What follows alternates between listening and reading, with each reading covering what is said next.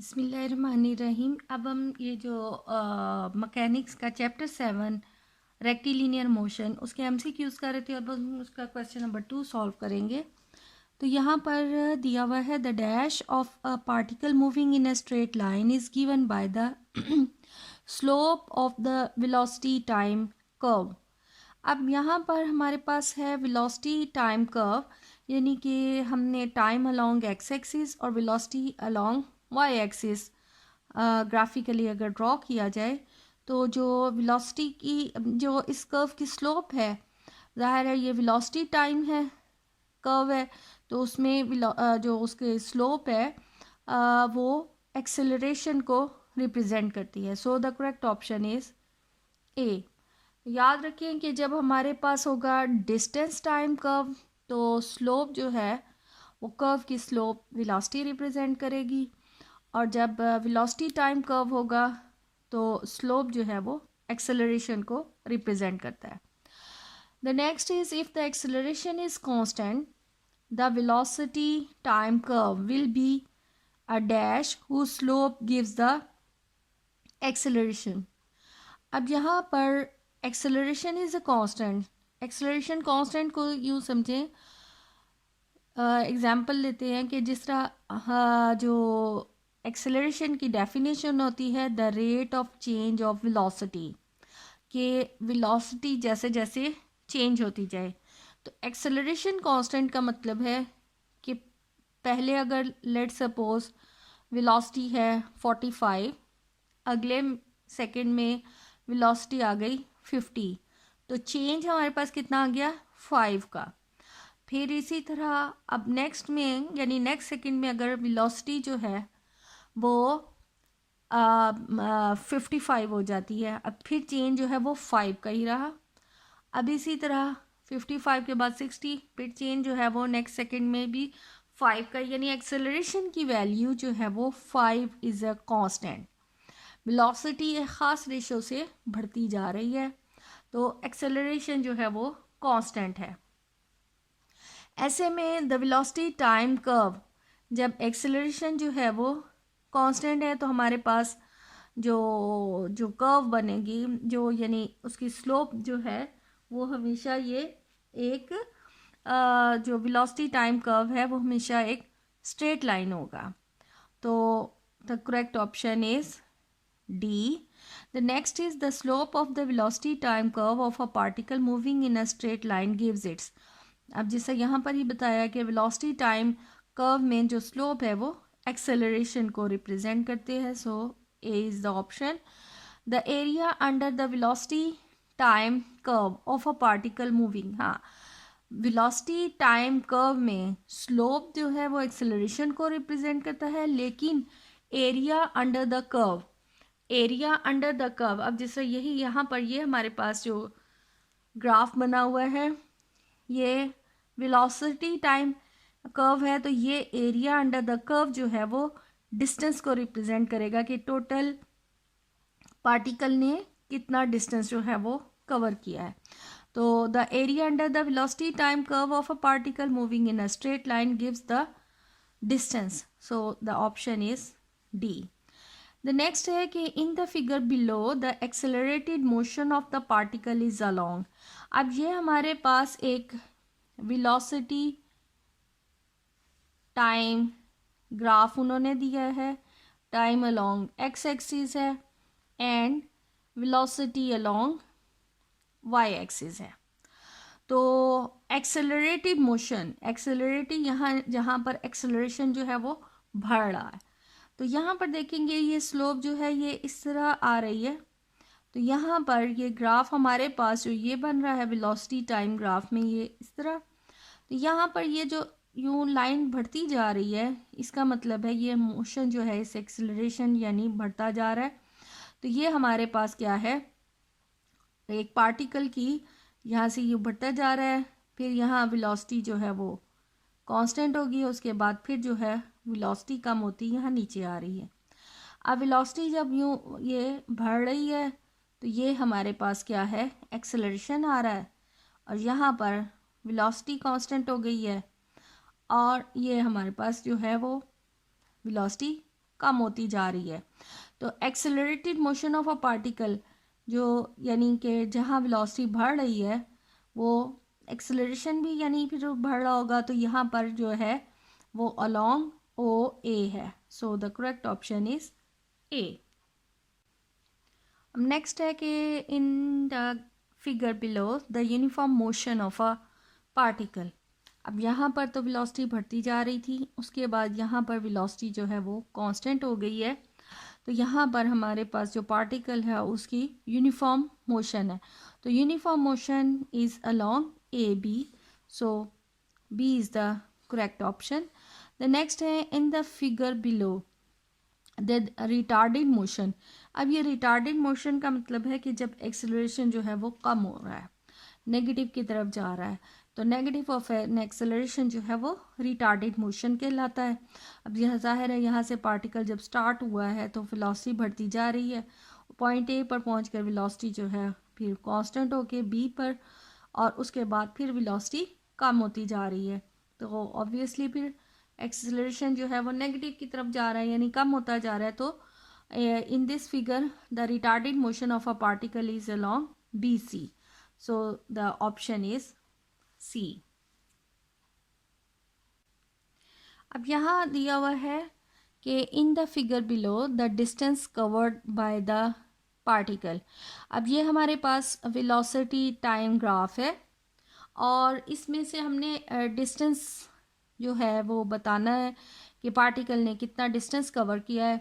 तो in velocity time graph में distance जो है वो अंडर द कर्व जो बनती है फिगर वो उसका टोटल डिस्टेंस होता है। अब जैसे यहाँ पर हमने ये टोटल डिस्टेंस बताना है तो हमारे पास ये ट्रायंगल एक बन गई है, एक जो है वो ये रेक्टेंगल है और ये अगेन हमारे पास जो है वो ट्रायंगल है। तो यहाँ पर एरिया जो है वो कंप्लीट अगर हम इसको लेबल कर लें, let's say O A B C D and E say, अब ये हमारे पास ये area of a triangle O A E आ जाएगा plus area of a rectangle A B D E and plus area of a triangle B D C, यानी हमारे पास बनता है area of a area is equal triangle O A E plus area of a rectangle A B E D plus ये triangle का area B C and D.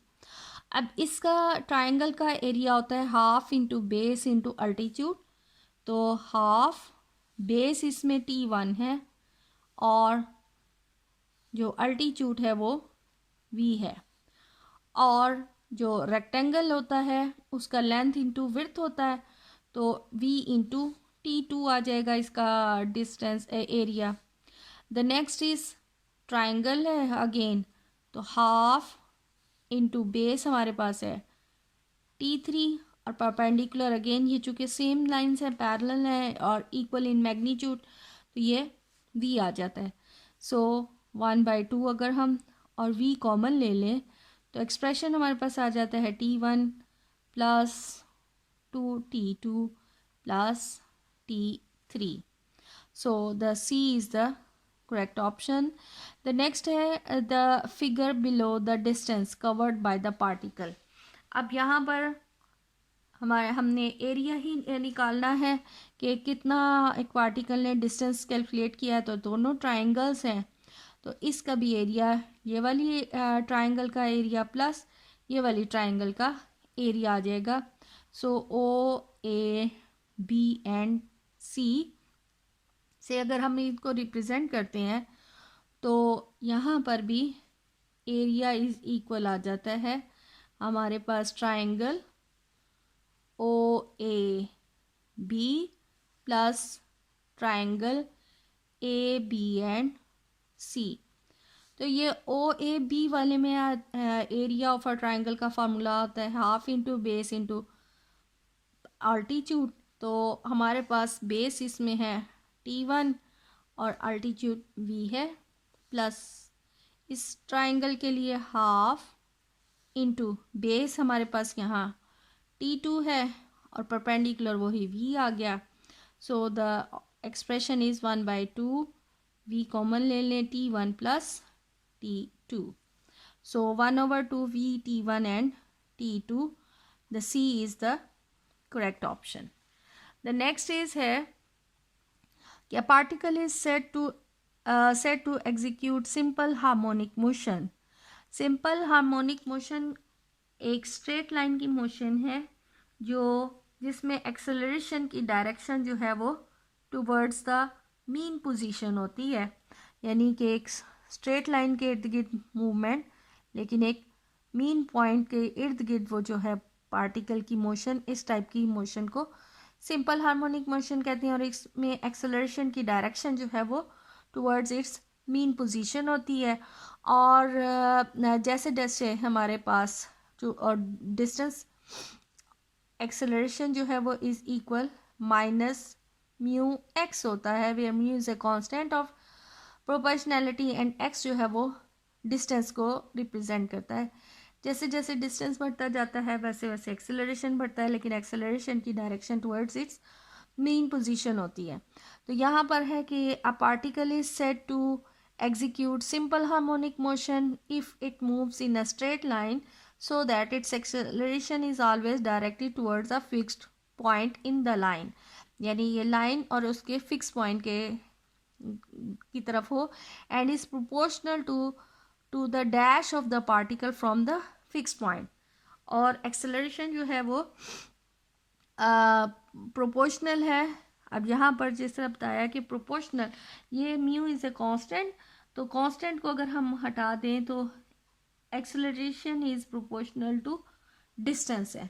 सो यहाँ पर B इसकी ऑप्शन आ जाएगी कि एक्सेलरेशन जो है वो toward the distance of the particle होता है। जितना ज़्यादा डिस्टेंस होता जाएगा उतना ज़्यादा इसका एक्सेलरेशन होता जाएगा। Now the next is the maximum distance covered by the particle executing simple harmonic motion in either side of mean position is called. अब यहाँ पर एक सिंपल हार्मोनिक मोशन यानी कि एक मीन पोजीशन के टू एंड फ्रो मोशन जो है उसको सिंपल हार्मोनिक मोशन कहते हैं।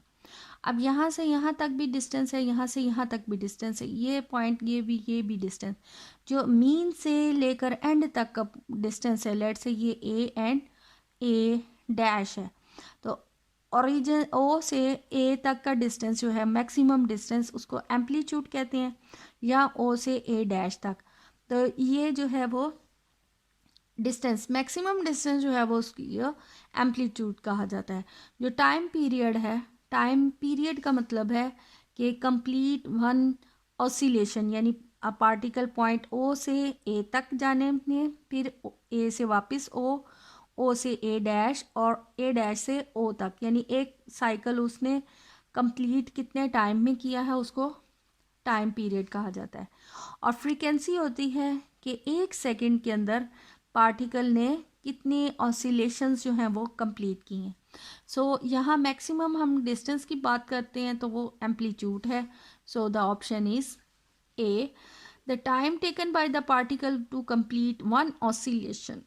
अब एक ऑसिलेशन कंप्लीट करने में, यानी मीन से एक एंड तक, एक एंड से वापस एक मीन पर, और फिर ये दूसरे एंड तक और वापस मीन पोजीशन पर आने को में जितना टाइम लगता है उसको टाइम पीरियड कहा जाता है। So the option is B, the time taken by the particle to complete one oscillation. ये सेंटेंस दोबारा से रिपीट किया गया है, तो यहाँ इसके मुताबिक भी ऑप्शन जो है वो बी ही है। The next is the particle executing simple harmonic motion has dash velocity at mean position.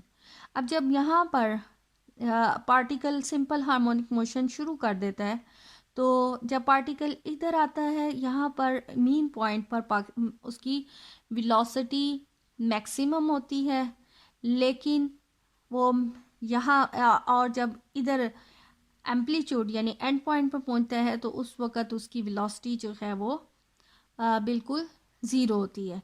तो यहाँ पर जो हमें कहा गया है कि the particle has dash velocity at mean position, तो मीन पोजीशन पर उसकी वेलोसिटी मैक्सिमम होती है। So the correct option is C. The next is the time period of a particle executing simple harmonic motion. अब अगर constant of proportionality को lambda से represent किया जाए तो टाइम पीरियड कैलकुलेट करने का, सिंपल हार्मोनिक मोशन का टाइम पीरियड कैलकुलेट करने का फॉर्मूला होता है 2 पाई स्क्वायर रूट लैम्डा, यानी कि जो भी हमने कांस्टेंट रखा हुआ है। सो यहाँ पर जो टाइम पीरियड है उसके लिए formula 2 pi square root lambda. So the correct option is A. The frequency of a time of a particle executing simple harmonic motion. अब फ्रीक्वेंसी जो है वो 1/t होता ही है, तो t का फॉर्मूला होता है 1/2 पाई/स्क्वायर रूट लैम्डा, यानी फ्रीक्वेंसी बन जाएगी square root lambda over 2 pi. So square root lambda over 2 pi, the option is B. अब यहाँ पर the differential equation of a particle executing simple harmonic motion, हमने सिंपल हार्मोनिक मोशन की differential equation बतानी है। तो एक्सेलरेशन जो है according to the definition of simple harmonic motion, acceleration is equal होता है माइनस लैम्डा एक्स। ये अब एक्सेलरेशन है इन टर्म्स ऑफ एक्स का अगर फंक्शन हो we can write it as d2x over dt square equal minus lambda X and d2x over dt square plus lambda X is equal 0। तो simple harmonic motion की ये differential equation बन गई। So the option is C. The next है the projection of a particle moving along a circle executes. अब एक particle जो है वो अलोंग द सर्कल मूव कर रहा है तो उसका प्रोजेक्शन वो जो है यहाँ पर सिंपल हार्मोनिक मोशन आएगा, यानी कि सी। अभी इसको देखते हैं, समझते हैं। अब ये हमारे पास एक सर्कल है,